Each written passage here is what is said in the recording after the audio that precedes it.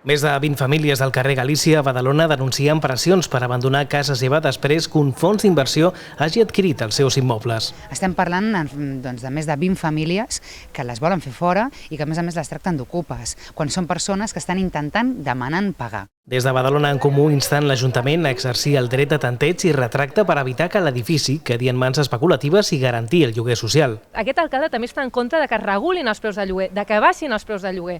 Això és una autèntica vergonya. I ara, a més, han anul·lat una reunió que tenien regidors del govern del Partit Popular amb els veïns i veïnes perquè els deu caure la cara de vergonya de dir-los a la cara que aquesta gent no tenen cap alternativa perquè al Congrés el seu propi partit està en contra de donar solucions a aquesta gent. Els experts recomanen als llogaters afectats sol·licitar la pròrroga per escrit de manera immediata per deixar constància legal de la seva voluntat de continuar pagant. Nosaltres el que estem intentant avui des dels comuns és venir aquí, explicar els seus drets, explicar-los que tenen a més 2 setmanes per encara poder firmar, en aquest cas, la pròrroga del lloguer i venir a fer pressió política també. La situació que s'han trobat aquí és un propietari jeta que s'ha tirat anys i anys i anys sense fer-los un contracte, cobrant en negre, finalment un fons voltor es fa amb els 2 edificis i el que els demanen són uns preus absolutament impossibles de pagar per aquesta gent.